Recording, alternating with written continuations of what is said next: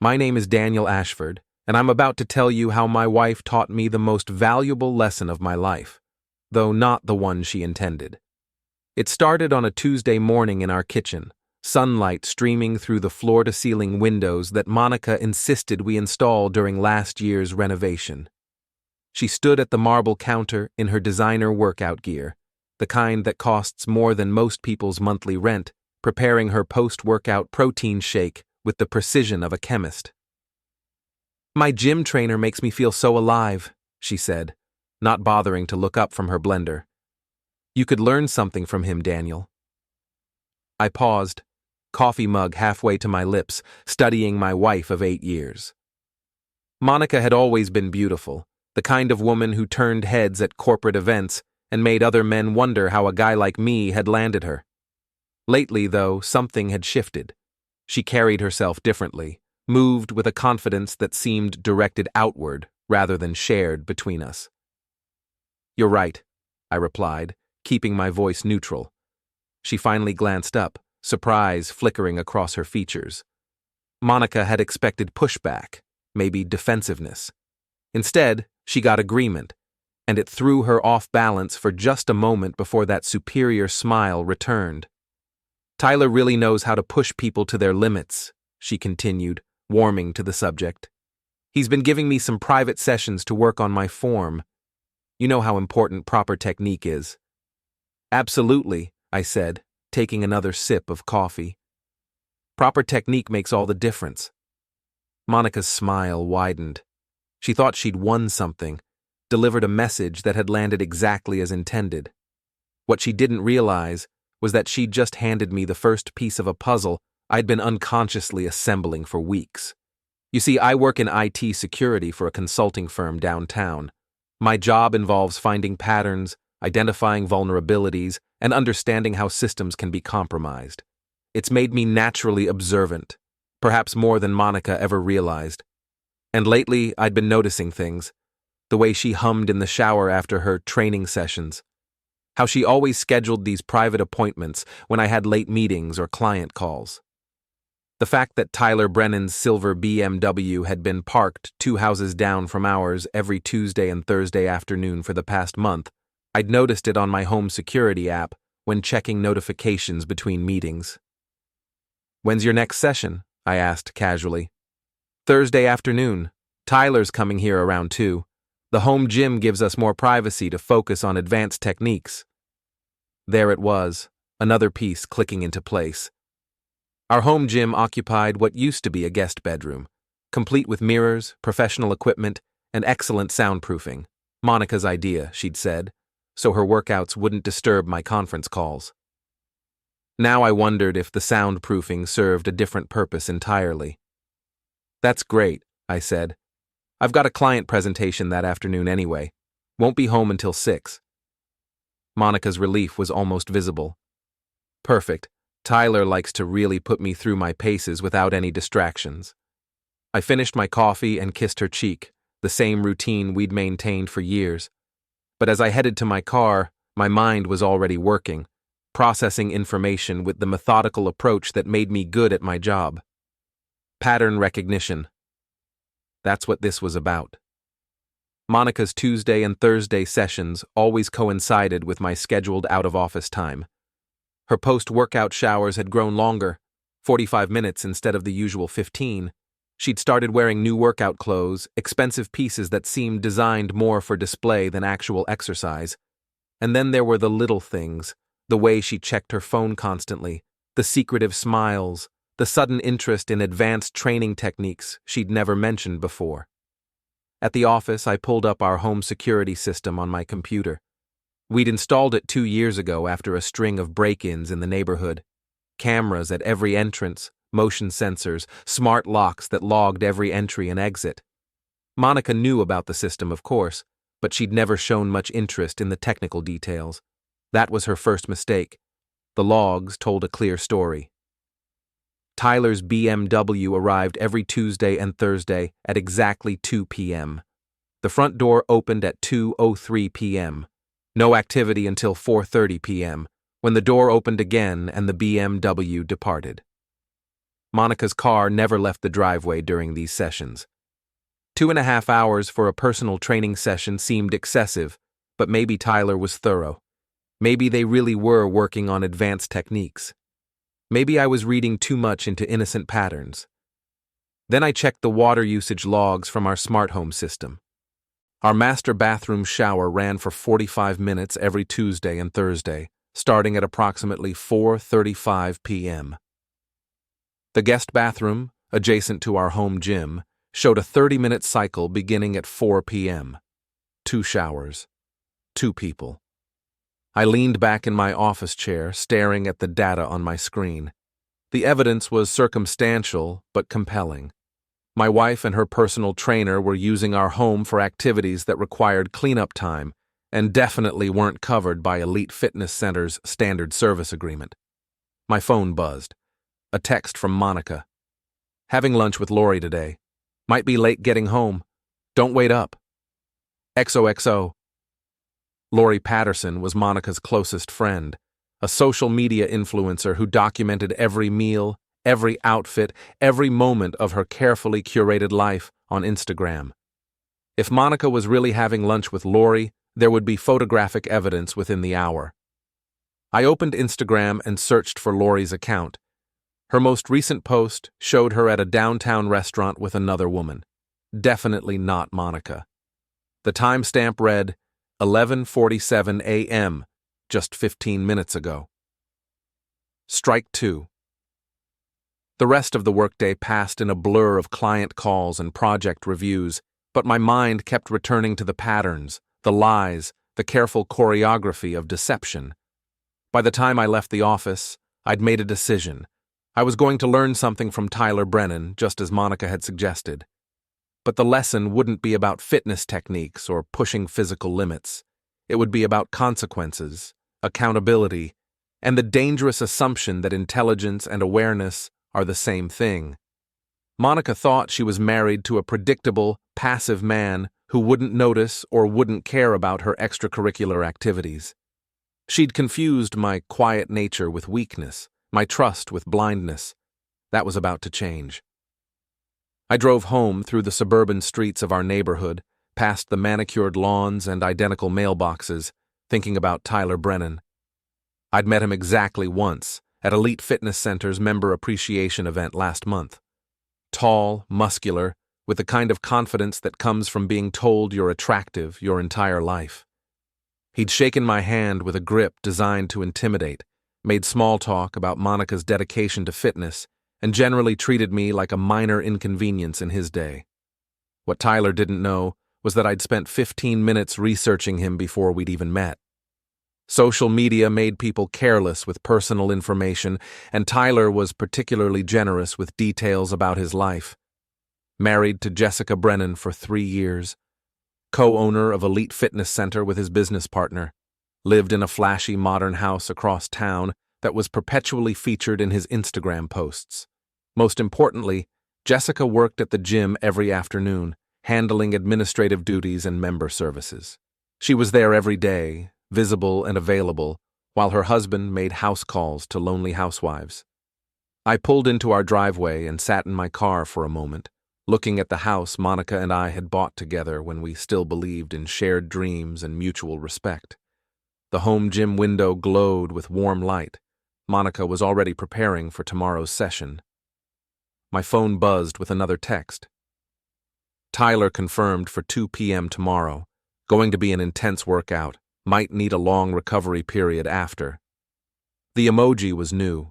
Monica had never been one for playful symbols in her messages, especially not ones with suggestive implications. Either she was getting sloppy with her secret communication, or she wanted me to know what was happening. Either way, she was about to get the education she'd been asking for. I walked into the house, called out my usual greeting, and found Monica in the kitchen preparing dinner. She looked radiant, practically glowing with anticipation for tomorrow's training session. "How was your day?" she asked, the picture of domestic contentment. "Educational," I replied. "I learned quite a bit about patterns and behaviors. Fascinating stuff." Monica smiled and returned to her cooking, completely missing the undertone in my voice. She heard what she expected to hear, her boring husband talking about his boring job in his typically boring way. Tomorrow, she would learn that boring men often make the most dangerous enemies, because no one ever sees them coming. Thursday morning arrived with the kind of crisp autumn air that made everything seem sharper, more defined. I sat at my kitchen table, laptop open, ostensibly reviewing client presentations, while Monica fluttered around the house in preparation for her afternoon training session. She'd chosen her outfit carefully, designer leggings that probably cost more than my monthly car payment, a sports bra that seemed engineered for display rather than support, and a matching jacket that she would undoubtedly remove within minutes of Tyler's arrival. "You're sure you'll be gone by 1:30? She asked, for the third time, checking her appearance in the hallway mirror. "Client meeting starts at 2, I confirmed. "Probably won't be back until 6 or 7. "Perfect." She caught herself, quickly adding, "That's fine. Tyler likes to really focus during our sessions. Fewer distractions, you know?" I nodded, understanding completely. Tyler definitely preferred fewer distractions, like husbands who might ask inconvenient questions about training techniques that required 2 showers and left his wife glowing like she'd discovered the fountain of youth. After Monica left for her morning errands, I opened a new browser window and began my real work for the day. If I was going to learn something from Tyler Brennan, I needed to understand exactly what kind of teacher he was. Social media investigation is a specialty of mine. Companies pay good money to understand their vulnerabilities, and employees who overshare online represent significant security risks. Tyler's digital footprint was a masterclass in professional narcissism. His Instagram account featured hundreds of photos, shirtless workout videos, motivational quotes overlaid on sunset images, and carefully staged shots of his lifestyle. The house, the car, the watches, the vacation destinations, everything designed to project success and desirability. More importantly, his posts revealed patterns. Tyler had a history of special attention to female clients. Photos of him training various women, always with captions about pushing boundaries and unlocking potential. The comment sections were telling. Lots of fire emojis from married women, responses that walked the line between professional admiration and something more personal. I cross-referenced the women in his photos with Elite Fitness Center's member directory, which I accessed through a security audit I'd performed for them last year.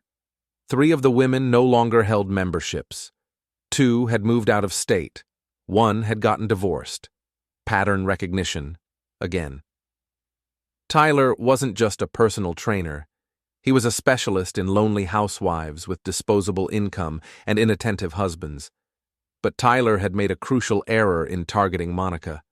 He'd assumed I was just another oblivious spouse, too wrapped up in work to notice what was happening in my own home. What he didn't realize was that my work involved noticing things, finding connections, and understanding how systems could be exploited. I pulled up Tyler's business registration documents, publicly available through the state database. Elite Fitness Center was co-owned by Tyler Brennan and his wife, Jessica. She handled the administrative side while he focused on training. Their business loan documents showed they were leveraged heavily. The flashy lifestyle was built on debt and depended on maintaining a steady stream of high-paying private clients. Interesting. I opened a new document and began drafting what would become Tyler's thank you gift. The message needed to be crafted carefully, specific enough that Jessica would understand exactly what services her husband was providing, but innocent enough that Tyler couldn't claim it was malicious. "Dear Tyler," I typed, "thank you for all the private sessions at our home. Monica is absolutely glowing after your visits, and she can't stop talking about your hands-on approach to training. Your dedication to helping her achieve her fitness goals, especially during those long afternoon sessions, has not gone unnoticed. The personal attention you provide is clearly above and beyond what most trainers offer their clients. We are so grateful for your willingness to come to our home and give Monica the individual focus she craves. Best regards, Daniel and Monica Ashford." Perfect. Every word was technically true and professionally appropriate, but the context would make Jessica's imagination fill in the blanks. Next, I needed to select the contents of the gift basket. This required psychological precision, items that would seem thoughtful to a casual observer, but would send a clear message to someone who understood the subtext. I drove to an upscale grocery store across town, the kind of place where Monica liked to shop when she wanted to be seen by the right people. The gift basket section offered everything I needed. Protein bars, specifically the expensive organic kind that Tyler featured in his Instagram posts. Energy drinks with suggestive names like Endurance and Stamina. A bottle of wine, nothing too expensive, but something that suggested celebration. Resistance bands, because Tyler was always posting videos about flexibility training. And finally, a small towel with recovery time embroidered on it, a custom order I'd placed online the day before.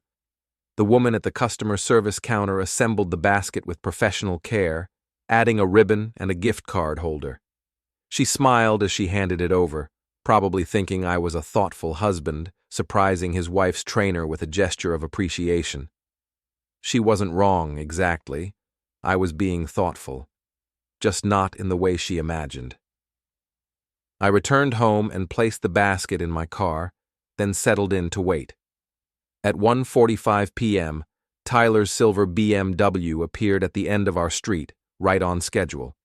He parked 2 houses down, far enough to avoid immediate notice, close enough for a quick departure.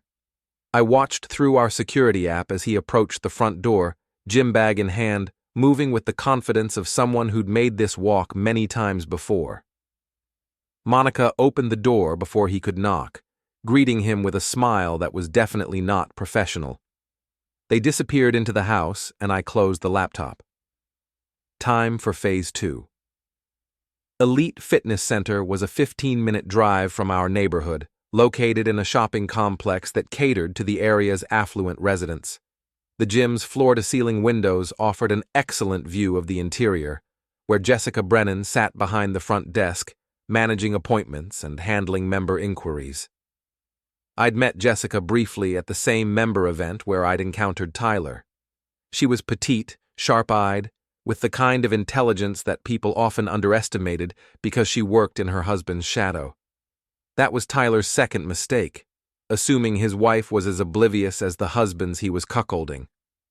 I parked where I could observe the gym's entrance and waited.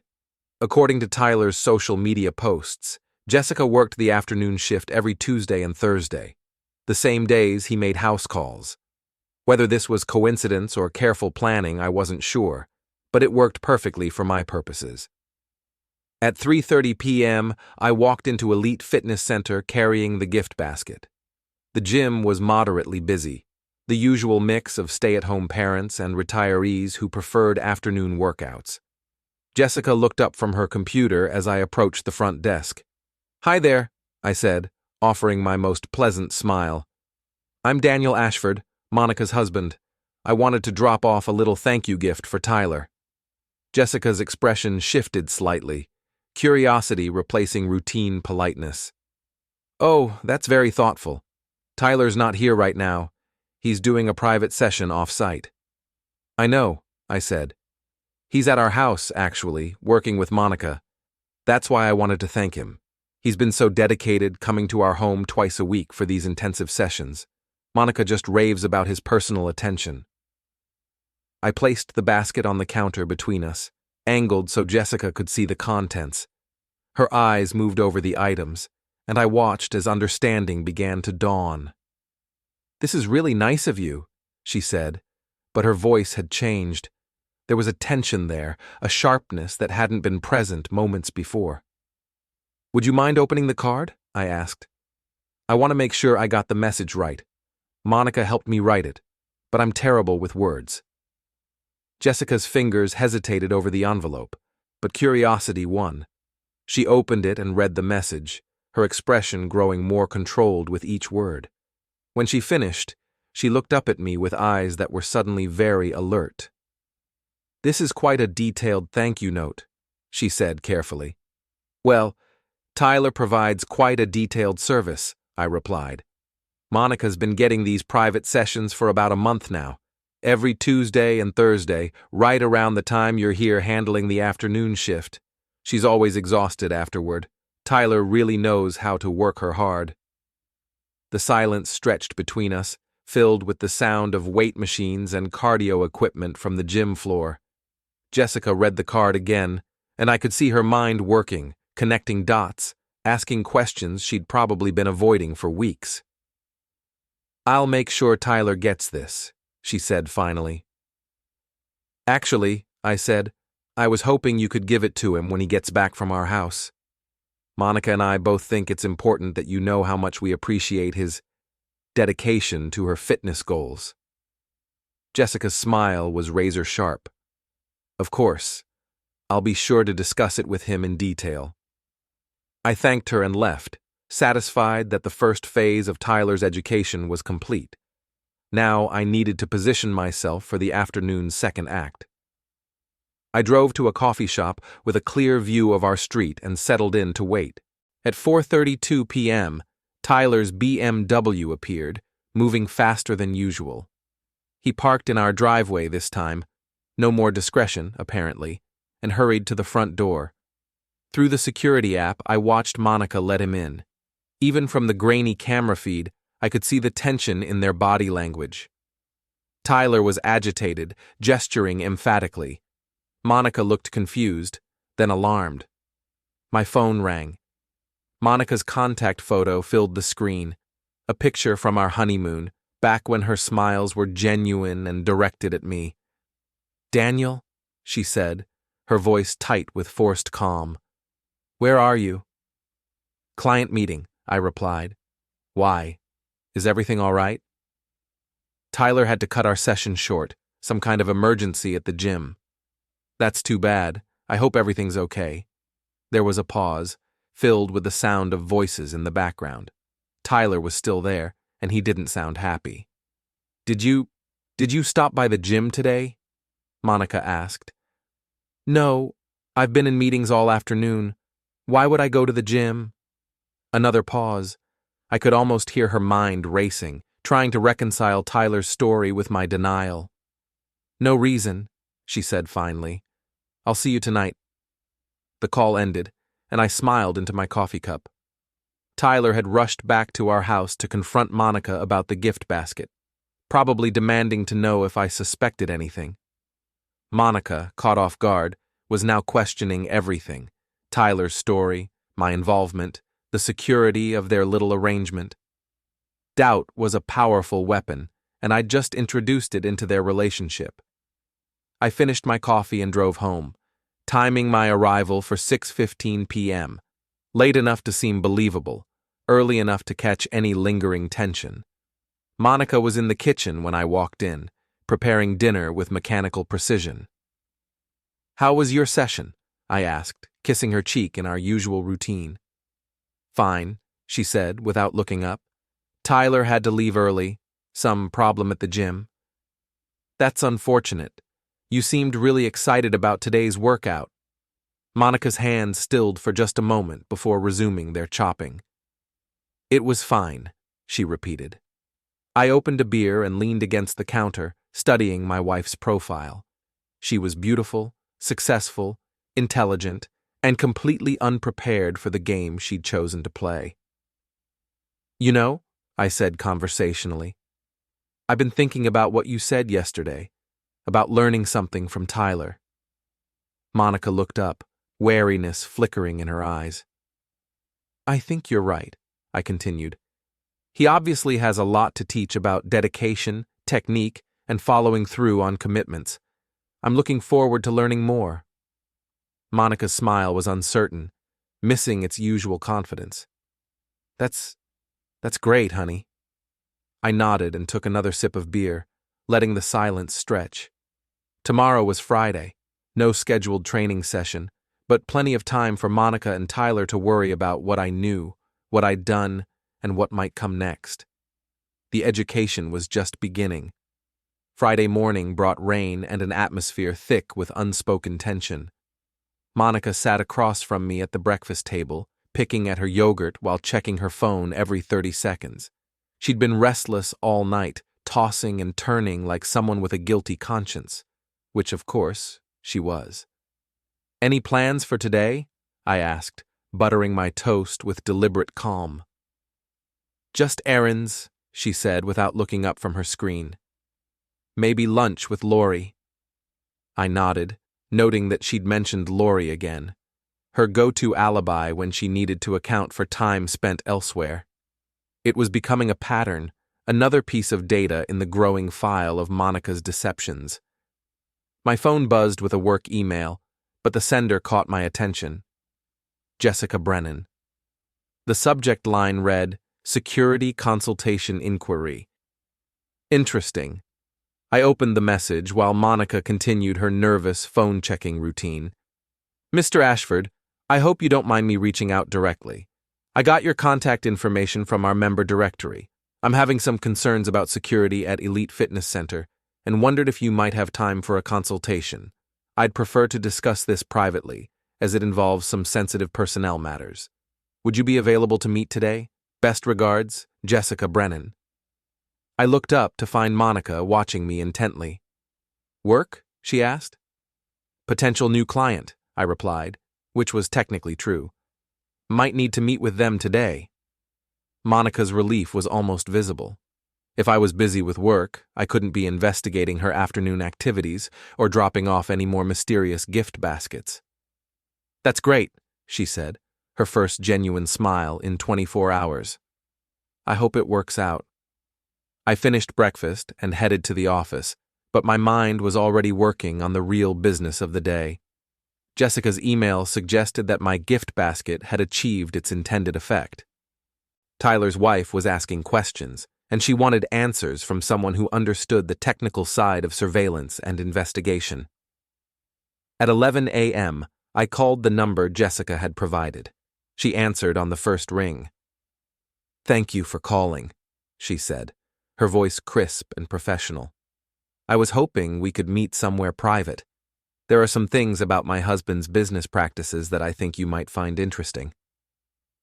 We arranged to meet at a coffee shop downtown, far from Elite Fitness Center and the suburban gossip network that would undoubtedly be interested in our conversation.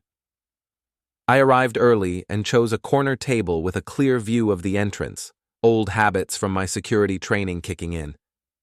Jessica arrived precisely on time, dressed in business casual attire that made her look older and more serious than she appeared behind the gym's front desk. She ordered a black coffee and settled across from me with the focused attention of someone who'd been planning this conversation for hours. "I want to thank you for yesterday," she said without preamble. "That gift basket was quite enlightening."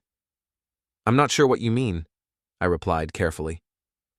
Jessica smiled, but there was no warmth in it. "Mr. Ashford, I've been married to Tyler for 3 years. I handle all the administrative work for our business, including scheduling and client management. I know exactly when he's supposed to be at the gym and when he's doing private sessions.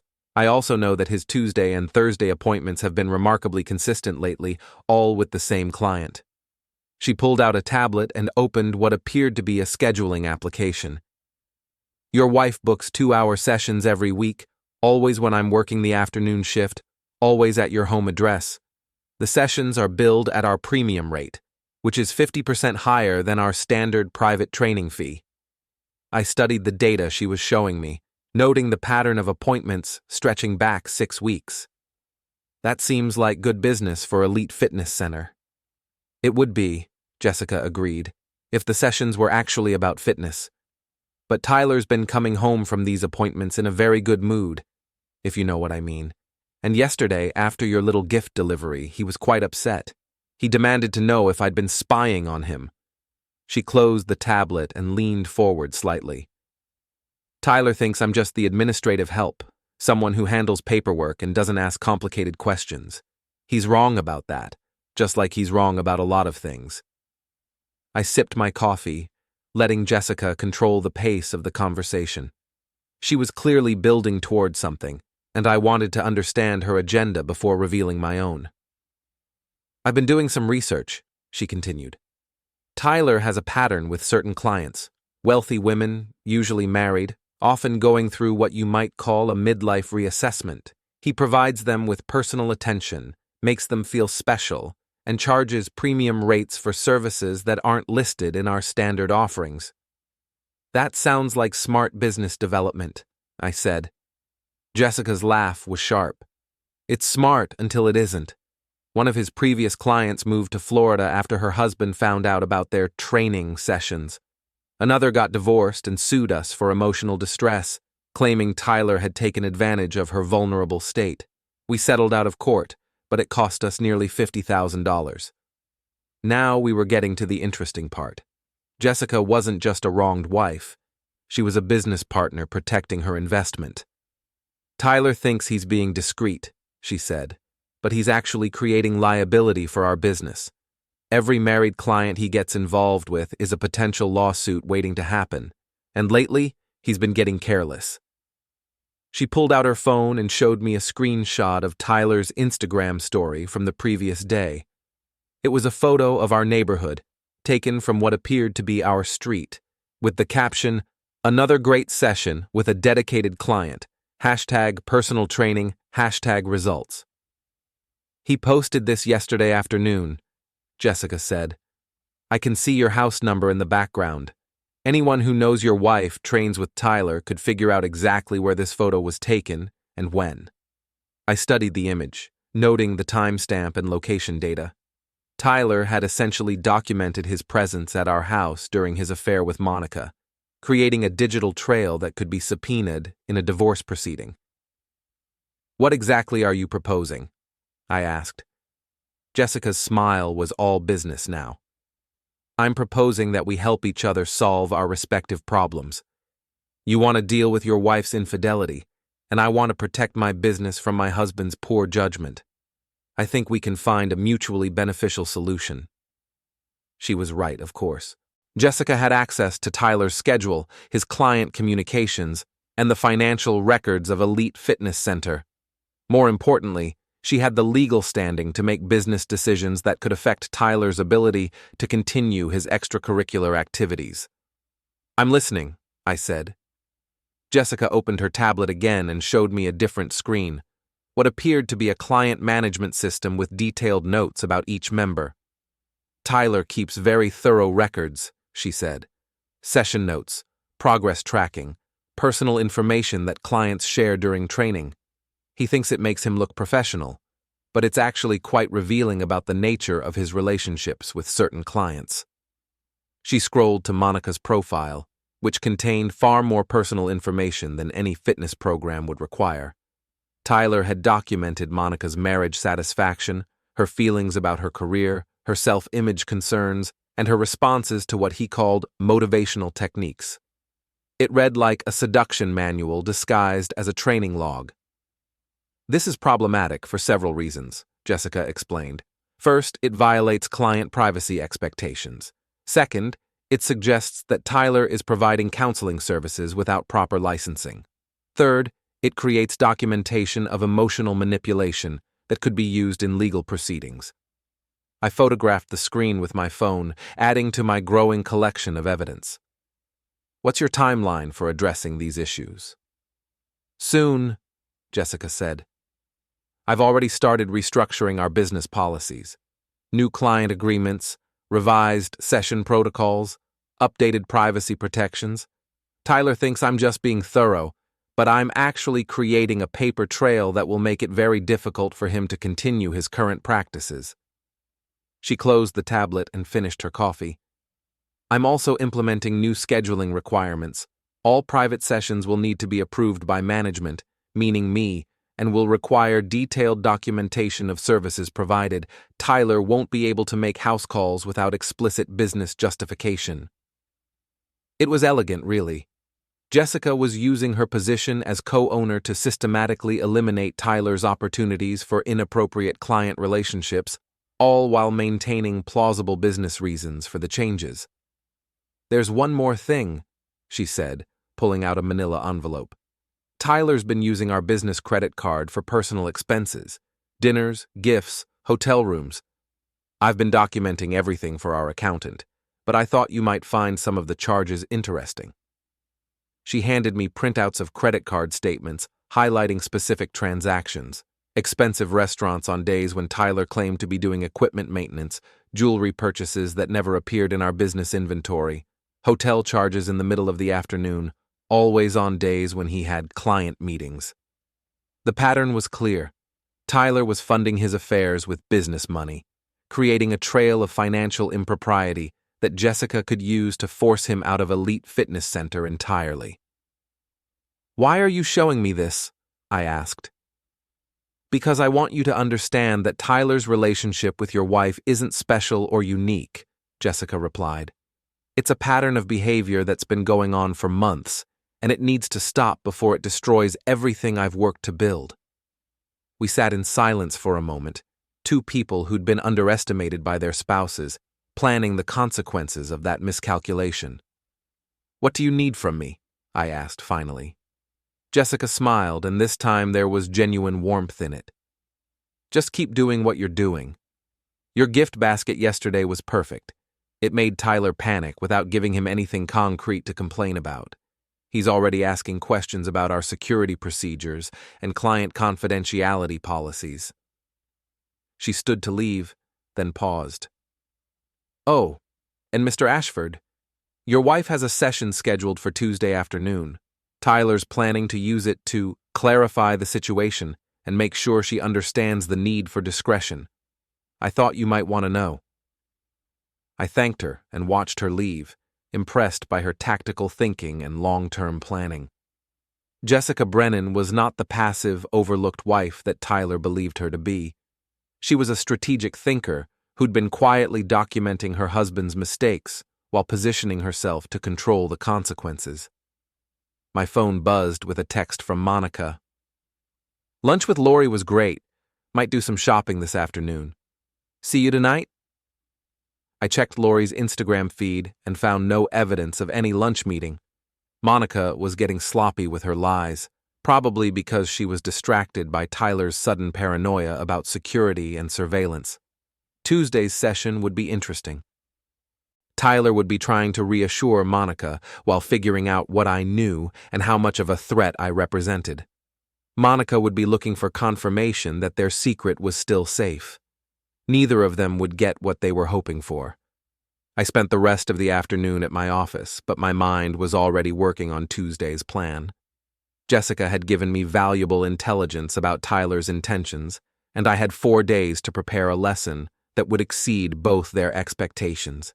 The education was about to enter its advanced phase. Tuesday arrived with the crisp clarity of autumn, the kind of day that makes everything seem possible.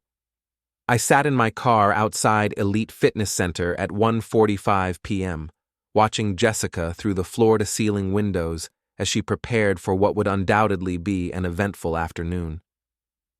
My phone showed the familiar pattern. Tyler's BMW had arrived at our house 3 minutes earlier. Monica had opened the front door, and both had disappeared inside for what Tyler believed would be a damage control session with his increasingly suspicious client. What Tyler didn't know was that I'd spent the weekend implementing some advanced security upgrades to our home system. New cameras with enhanced audio pickup, motion sensors with smartphone alerts, and a backup recording system that stored everything in an encrypted cloud server. If Tyler wanted to clarify the situation, I'd make sure every word was documented. I walked into Elite Fitness Center carrying a small gift bag, the kind you might use for a birthday present or holiday token. Jessica looked up from her computer, and I caught the slight smile that flickered across her professional expression. "Mr. Ashford," she said warmly, "how nice to see you again." "I brought Tyler another little thank you gift," I said, placing the bag on the counter. "I know how much he appreciated the last one." Jessica's eyes sparkled with curiosity. "He certainly had a strong reaction to your thoughtfulness." The bag contained a bottle of premium massage oil, the kind advertised for professional therapeutic use, along with a card that read, "For Tyler, thank you for the hands-on attention you give Monica during your private sessions. Your technique for working out her tension is clearly very effective. She always seems so relaxed and satisfied afterward. Looking forward to seeing the results of your continued hard work. Daniel. Jessica read the card and actually laughed, a genuine sound of delight that drew curious glances from nearby gym members. "This is perfect," she said. "Tyler's been so worried about maintaining professional boundaries lately. I'm sure he'll appreciate the reminder about proper therapeutic techniques." "I thought it might help him focus on his core competencies," I replied. Jessica placed the bag behind the counter with the careful attention of someone handling evidence. "I'll make sure he gets this the moment he returns from his current appointment." I thanked her and left, driving to my usual observation post at the coffee shop. At 3:15 p.m., my phone buzzed with a motion alert from our home security system. Tyler was leaving early again, his BMW departing our driveway with what appeared to be considerable urgency. 15 minutes later, Tyler's car screeched into Elite Fitness Center's parking lot. Through the windows, I watched him storm through the front entrance, his usual confident swagger replaced by agitated, jerky movements. The conversation between Tyler and Jessica was brief but intense. Even from a distance, I could see Tyler's animated gestures and Jessica's calm, professional responses. She handed him the gift bag, and Tyler's face went through a fascinating series of expressions: confusion, recognition, and finally a kind of panicked fury. Tyler pulled out his phone and made what appeared to be an urgent call. Through my own phone, I watched Monica pace around our living room, clearly receiving whatever message Tyler was trying to convey. The conversation lasted nearly 10 minutes, with both parties becoming increasingly agitated. When Tyler finished his call, he turned back to Jessica with what looked like demands or accusations. Jessica's response was cool and measured, the demeanor of someone who held all the cards and knew it. She gestured toward the gym floor, where several members were clearly listening to their heated discussion. Tyler seemed to realize that his public outburst was drawing unwanted attention. He grabbed the gift bag, said something sharp to Jessica, and stalked toward the back office. My phone rang. Monica's contact photo appeared, but this time her expression looked strained, even in the old honeymoon picture. "Daniel," she said, her voice tight with barely controlled panic. "I need to ask you something, and I need you to be completely honest with me." "Of course," I replied. "What's wrong? Have you been checking up on me, following me, or watching me somehow?" I let the question hang in the air for a moment, allowing the silence to build tension. "Why would you ask something like that?" "Tyler thinks he's concerned that someone might be monitoring his training sessions. He's worried about liability issues and client privacy." "That sounds very professional of him," I said. "Client privacy is definitely important in any service business." Monica's breathing was audible over the phone. "Daniel, I need to know. Have you been suspicious about anything? About my training sessions or my relationship with Tyler?" The question was loaded with desperation. Monica needed reassurance that her secret was still safe, that Tyler's paranoia was unfounded, that she could continue her affair without consequences. "Monica," I said gently, "I think Tyler's dedication to your fitness goals is remarkable. The personal attention he provides, the way he makes time for private sessions at our home, his obvious commitment to helping you achieve satisfaction with your workout routine, it's all very impressive." Another pause. Monica was parsing my words, looking for hidden meanings, while hoping for innocent interpretations. "So you don't suspect anything inappropriate?" "I suspect that Tyler takes his professional responsibilities very seriously," I replied. "And I suspect that you're getting exactly the kind of personal service you've been looking for." Monica's relief was audible. "Okay. Good. Tyler was just being cautious, making sure there weren't any misunderstandings about the nature of our training relationship." "No misunderstandings at all," I assured her. "I understand the relationship perfectly." We ended the call, and I smiled into my coffee cup. Monica had heard what she wanted to hear. Confirmation that her boring, oblivious husband remained unaware of her extracurricular activities. Tyler would receive the same reassurance when she reported back, allowing both of them to believe they'd successfully managed the crisis. They were wrong, of course, but their false confidence would make the next phase of their education much more effective. I drove home and found Monica in the kitchen, preparing dinner with the kind of focused energy that suggested she was working off nervous tension. She looked up when I entered, searching my face for any sign of suspicion or knowledge. "How was your day?" she asked. "Productive," I replied. I learned quite a bit about client relations and professional service delivery. Very educational. Monica's smile was shaky, but genuine. "That's great, honey." I opened a beer and leaned against the counter, watching my wife's careful performance of domestic normalcy. She was beautiful, successful, and intelligent, but she'd made the fatal error of assuming that intelligence and wisdom were the same thing. "You know," I said conversationally, "I've been thinking more about what you said, about learning from Tyler." Monica tensed slightly. "Oh? I think you're absolutely right. He obviously has a lot to teach about technique, endurance, and client satisfaction. I'm particularly interested in his approach to hands-on instruction." Monica's laugh was forced. "Tyler is very thorough in his methods." "I can see that," I agreed. "The results speak for themselves. You've been glowing lately, full of energy and enthusiasm. Whatever techniques he's using, they're clearly very effective." Monica blushed, probably remembering specific moments from their afternoon sessions.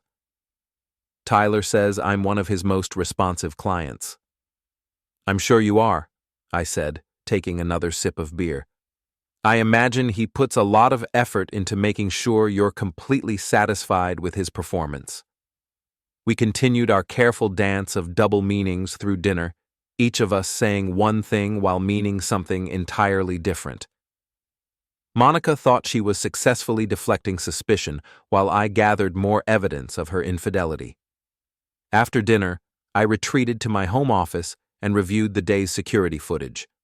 The audio quality from our new system was excellent, clearly capturing Tyler and Monica's panicked discussion about my potential knowledge of their affair. Tyler had been direct. "Your husband knows something.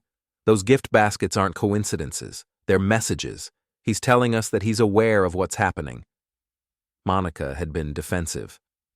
"Daniel doesn't know anything. He's not that observant, and he's certainly not that clever. You're being paranoid." Tyler's response was illuminating. "I've been doing this for years, Monica. I know the warning signs when a husband starts paying attention. We need to be more careful, maybe take a break until things cool down." Monica's reaction to this suggestion was immediate and emotional. "I'm not giving this up, Tyler. What we have is too important. Daniel is clueless, and even if he suspected something, he'd never actually do anything about it. He's too passive, too afraid of confrontation." Their conversation revealed everything I needed to know about how both of them viewed me, as a passive, unobservant man who could be manipulated indefinitely. They saw my quiet nature as weakness, my trust as stupidity, my measured responses as evidence of ignorance. Tomorrow they would begin to understand the difference between being quiet and being patient. I opened a new document on my computer and began planning the next phase of their education. Jessica had provided me with Tyler's client schedule, his business practices, and his financial irregularities. Monica had given me recordings of her dismissive assessment of my intelligence and awareness. Now it was time to demonstrate what a truly thorough investigation looked like. I started with Tyler's social media accounts, using advanced search techniques to find deleted posts and cached images. Social media platforms never really delete anything, they just make it harder to find. Within an hour, I'd recovered dozens of photos and posts that Tyler had removed, probably at Jessica's insistence.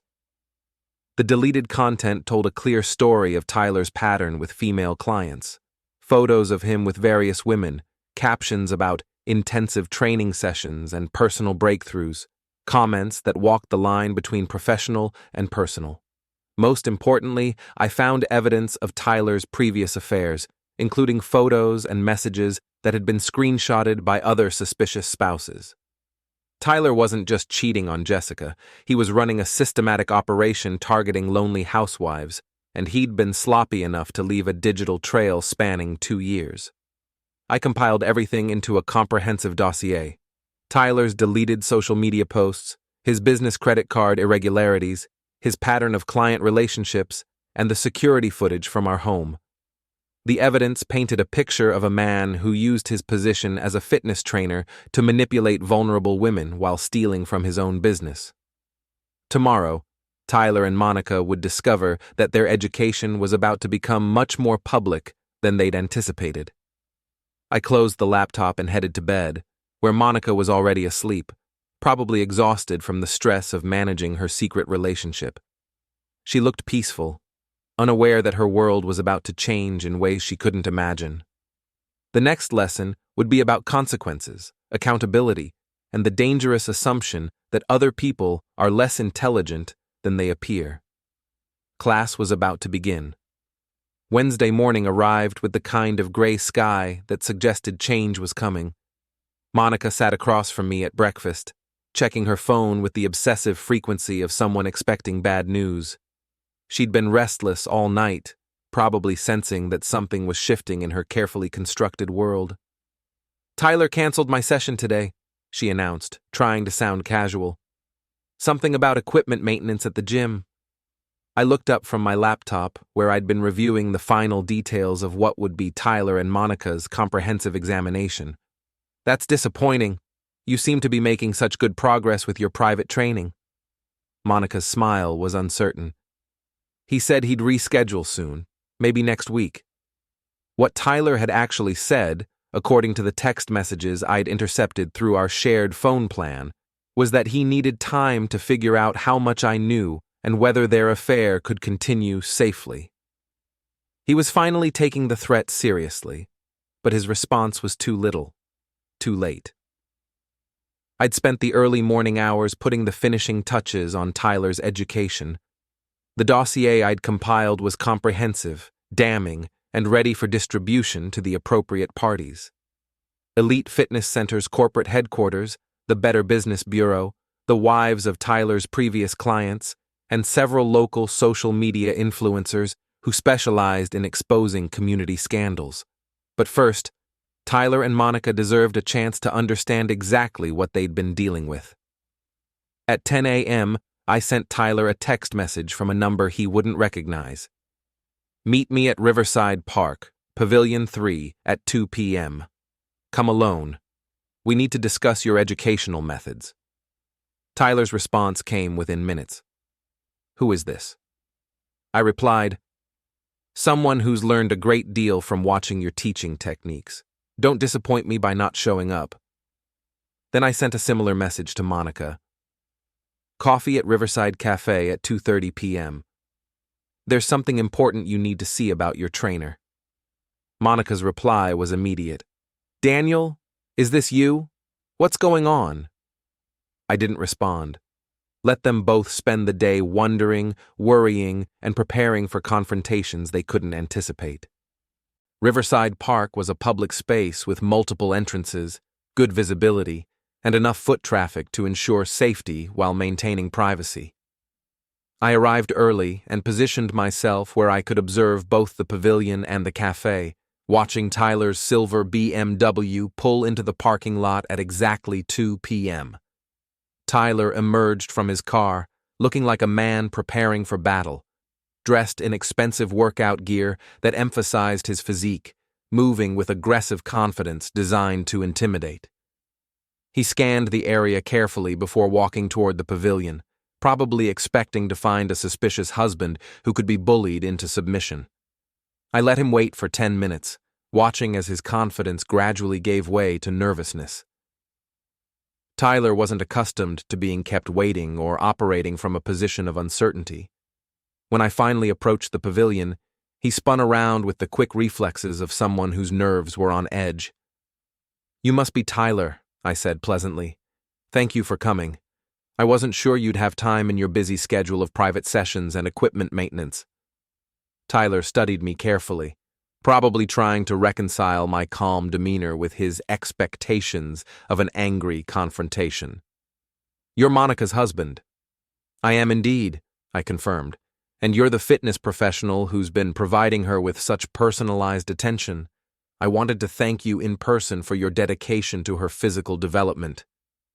Tyler's jaw tightened. "Look, if you think something inappropriate is going on—" "Oh, I don't think anything," I interrupted gently. "I know exactly what's going on. I've known for weeks. The question is whether you understand what you've gotten yourself into." I pulled out my phone and showed him a screenshot of our home security footage, a clear image of him and Monica in our living room, engaged in activities that definitely weren't covered by Elite Fitness Center's standard service agreement. Tyler's face went through several expressions before settling on defensive anger. "You can't record people without their consent. That's illegal." "Actually, it's my house, which means I can record whatever happens inside it," I replied. "But you raise an interesting point about legality. Should we discuss the legal implications of using business credit cards for personal expenses? Or maybe the liability issues around providing unlicensed counseling services to emotionally vulnerable clients?" Tyler's aggressive posture faltered slightly. "I don't know what you're talking about." I showed him another screenshot, this one of his business credit card statements with the questionable charges highlighted in red. "Jessica's been very helpful in documenting your professional practices. Did you know she's been keeping detailed records of your client relationships for months?" The mention of his wife's name hit Tyler like a physical blow. "Jessica doesn't know anything about my business operations." "Tyler," I said with genuine sympathy, "Jessica knows everything about your business operations. She's the one who handles the books, manages the schedules, and processes the client payments. She's also the one who's been documenting your pattern of inappropriate relationships with married clients." I handed him a manila envelope containing printouts of his deleted social media posts, his client notes on Monica, and a summary of his previous affairs. Tyler opened it with shaking hands, his face growing pale as he recognized evidence he thought had been safely erased. "Jessica compiled most of this," I explained. "She's been building a case for removing you from Elite Fitness Center's operations. The inappropriate client relationships, the financial irregularities, the liability exposure, it's all documented and ready for legal review." Tyler looked up from the papers, his earlier confidence completely evaporated. "What do you want?" "I want you to understand that you've been playing a game where you didn't know the rules or the other players," I said. "You thought you were dealing with a clueless husband and a naive wife. Instead, you've been creating evidence for two people who've been watching, documenting, and planning your downfall." I checked my watch. Monica should be arriving at the cafe about now. She's expecting to meet someone who has information about her trainer. She's going to be very surprised when she discovers that someone is Jessica. Tyler's eyes widened. "You set this up." "I facilitated a meeting between two women who need to have an honest conversation about your professional practices," I corrected. "Jessica has some things to show Monica: client notes, financial records, evidence of your previous relationships. Monica has some explaining to do about her role in your latest business venture." Through the park's trees, I could see the cafe's outdoor seating area. Monica had arrived and was scanning the tables, looking for whoever had summoned her. Jessica emerged from the cafe's interior, carrying 2 coffee cups and a familiar manila envelope. "They're meeting now," I observed. "Jessica's going to show Monica exactly how special and unique their relationship really was. She's also going to explain the legal and financial consequences of your business practices." Tyler started toward the cafe, but I stepped into his path. "I wouldn't interrupt that conversation if I were you. Jessica's been very patient with your extracurricular activities, but she's reached the end of her tolerance. If you interfere with her business decisions now, she might decide to involve law enforcement in reviewing your financial irregularities." Tyler stopped, trapped between his desire to control the situation and his fear of making things worse. Through the cafe windows, we could see Monica and Jessica in intense conversation, papers spread across their table. "What happens now?" Tyler asked, his voice barely above a whisper. "Now you learn the final lesson," I replied. "Actions have consequences, patterns create evidence, and underestimating people is a dangerous mistake." I pulled out my phone and showed him one more screenshot, this one of an email I'd prepared but not yet sent. The recipient list included Elite Fitness Center's corporate headquarters, the local business licensing board, and the spouses of Tyler's 3 previous clients. "This email contains everything Jessica and I have compiled about your business practices," I explained. "Client testimonials, financial records, evidence of your systematic targeting of vulnerable women. It's scheduled to send automatically unless I cancel it in the next hour." Tyler's face went white. "You can't destroy my career over this."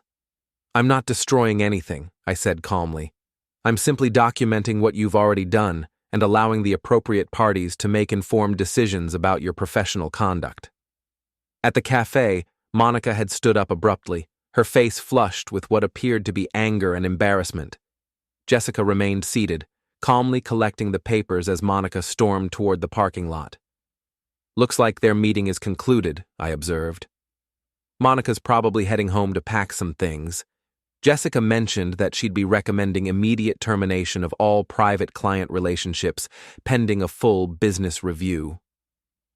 Tyler watched his world collapse with the stunned expression of someone who'd never considered that his actions might have consequences beyond his control. "This isn't over," he said weakly. "Actually, it is," I replied.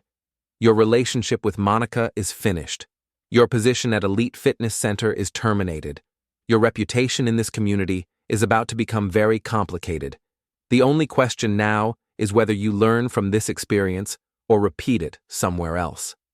I canceled the email on my phone and put the device away. "I'm giving you one chance to disappear quietly. Jessica's agreed not to pursue criminal charges for the financial irregularities if you sign over your ownership stake in Elite Fitness Center and agree to a non-compete clause that prevents you from working as a personal trainer in this state." Tyler stared at me with a mixture of hatred and grudging respect. "You planned all of this." "I responded to what you and Monica started," I corrected. "You both assumed I was too passive and unobservant to protect my own interests. That assumption was your first and most critical mistake." Tyler walked away without another word, his shoulders slumped in defeat. I watched him drive away in his BMW, probably heading home to face Jessica's ultimatum and the consequences of years of poor decisions. My phone buzzed with a text from Monica. "We need to talk. I'm coming home." I replied, "I'll be waiting." The drive home took 15 minutes, giving me time to prepare for the final phase of Monica's education. She would arrive angry, defensive, and looking for someone to blame for the destruction of her secret relationship. She would expect me to be apologetic, understanding, perhaps even grateful that she was willing to discuss our marriage's problems. She would be disappointed on all counts. Monica's car was already in the driveway when I arrived. I found her in our living room, pacing like a caged animal, her face flushed with fury and humiliation. "You bastard," she said, the moment I walked through the door. "You manipulative, sneaky bastard." "Hello, Monica," I replied calmly. "How was your coffee with Jessica?" Monica's laugh was bitter. "You know exactly how it was. You orchestrated the whole thing, didn't you? The gift baskets, the meetings, turning Jessica against Tyler, all of it." "I simply provided information to people who needed it," I said. "Jessica deserved to know how her husband was using their business. You deserve to understand how Tyler really viewed his clients." Monica stopped pacing and faced me directly. "Tyler loves me. What we have is real, not just some pattern or business arrangement." I pulled out my phone and played a recording from yesterday's security footage, Tyler's voice clearly stating, "I've been doing this for years, Monica. I know the warning signs when a husband starts paying attention." Monica's face crumpled as she heard Tyler's casual admission that their relationship was part of an established pattern. That doesn't mean anything. He was just being cautious. I played another clip, Tyler discussing his previous clients and the techniques he used to identify responsive targets.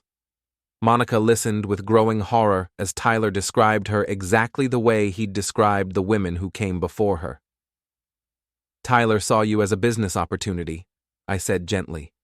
"A wealthy, lonely housewife who could be manipulated into paying premium rates for services that had nothing to do with fitness. You were never special to him, Monica.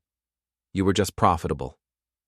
Monica sank onto our couch, the fight draining out of her as she processed the evidence of Tyler's systematic manipulation. I felt like he understood me, like he saw something in me that you didn't." "He saw someone who could be exploited," I replied.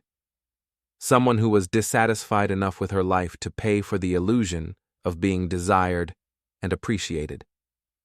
Monica looked up at me with tears in her eyes. "And what did you see, Daniel?